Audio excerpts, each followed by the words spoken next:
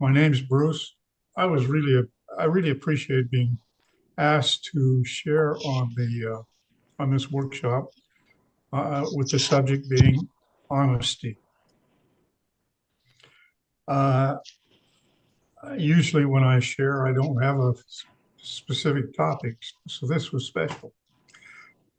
My first thought when uh, when I was asked to share on honesty was when I was a youngster, uh, teenage probably. I remembered the saying, "To thine own self be true." And to get ready for this workshop, because I didn't know where that came from, I just remembered it. I decided to Google uh, "to thine own self be true" to find out where that came from. And it turns out to be uh, a phrase from Shakespeare in Hamlet. I'm not a I'm not a literary person. I don't read much, and I didn't know that's where it came from.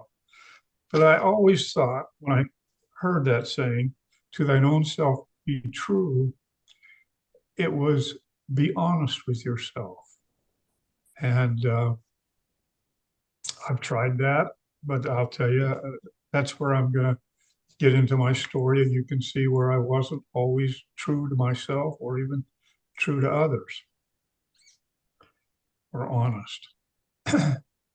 I was introduced to OA90 back in July of '04. So that's about 20 and a half years ago. And it happened at up in, I don't know if you guys know where the Sierras are in California, but they're mountains. And I went up to a girls' camp. I had been going there for about 10 years uh, to work in the kitchen to help all these girls. And it's a church girls' camp. There was like 150 young girls and their supervisors up there, and they always come up and say, "Thank you for such a nice meal." And I mean, it's a beautiful location. I enjoyed it. Well, on Saturday in July of '04, I'm not sure which Saturday it was, but I know it was a Saturday because that's when we always checked in. I met a guy named John for the first time. I had just met him that day. And we talked, and he was also working in the kitchen. And on about Monday or Tuesday, following that Saturday, we were taking a break between meals. And John said, I think you could be addicted to food. I've seen you graze around the kitchen, and I was weighing 285 pounds at the time. And I kind of scoffed at that for two reasons. One is I didn't think I was a food addict. I put on maybe 2 or 3 pounds a year for about 40 years. And I was getting up there to 85, but I was accepting that. And I'll be forever grateful that John mentioned that he said, "I think you could be a food addict." I also scoffed at that because I didn't know how a person could be addicted to food. I knew that one could be addicted to drugs, alcohol, prescriptions, legal prescriptions, but but you could get along. You could live your life without those things. But I didn't see how I could live without eating. Well, I got straightened around a little bit by John, and he he said he had. Now this blows my mind. We were up there for a week in the Sierras to kind of get away from life, you might say, vacation type thing. And he had a big book with him. I've thought back on this and said, wow, I don't carry that big book with me nearly as much as he did. But he said, why don't you read this uh, story in the back of the book called "Acceptance is the Answer"? Mhm. which I did. And the next break we had, and I was amazed at it. I thought the story was a great story. I didn't know too much about the big book at that time. Um, and there was a phrase in the last page of that story: acceptance is the answer. I'll try and find it right now, but I think I'll wait. Um, the phrase was, my serenity is inversely proportional to my expectations. And you know, I've used that uh, phrase many times in my recovery.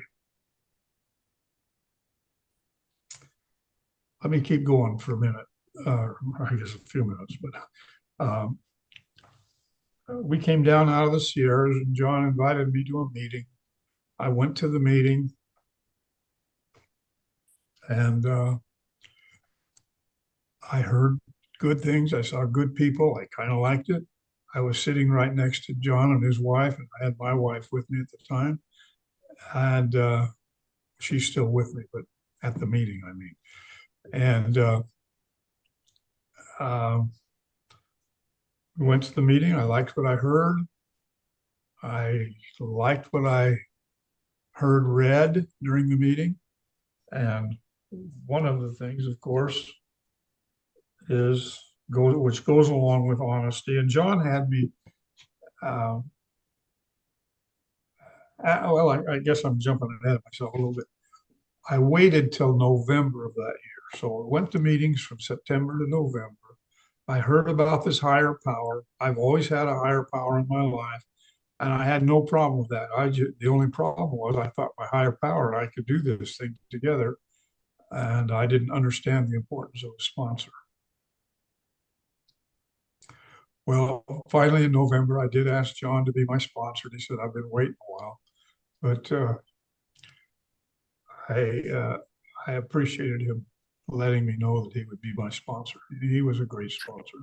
I, he was my sponsor for 18 years. He passed away about 4 years ago. But anyway, after I after he became my sponsor, he said, "I want you to open up this how it works in the big book and read the." Now we read this all the time at all the meetings, but I want you to tell me how many times honesty or rigorous honesty is mentioned in the first paragraph. So I did that. And I'm going to read it right now. Now, I guess I'm going to ask you guys to count how many times the word honesty or rigorous honesty appears in the first paragraph. Rarely have we seen a person fail who has thoroughly followed our path. Those who do not recover are people who cannot or will not completely give themselves to this simple program. Usually men and women who are constitutionally incapable of being honest with themselves. There are such unfortunates. They are not at fault. They seem to have been born that way. They are naturally incapable of grasping and developing a manner of living which demands rigorous honesty. Their chances are less than average. There are those too who suffer from grave emotional and mental disorder. Uh, but many of them do recover if they have the capacity to be honest. How many times? How many times is honest? Three. Three times in a short paragraph, honesty is mentioned. And that's right at the beginning of all of our meetings. I had some honesty problems accepting to get over the denial that I had that I was really a food addict. I had problems. I don't have problems now. I know I'm a food addict. But back then, I was in denial. And when you're in denial, you're not being honest with yourself. Uh, I have been working on the program for, like I say, 20 plus years. I try my best to be honest with myself honest with those around me, and honest with my higher power. I include in my personal prayers to ask my higher power to help me be honest with myself and with others and with Him. And I think that as I've tried to be honest, and it's really it's a not an easy thing to do even now.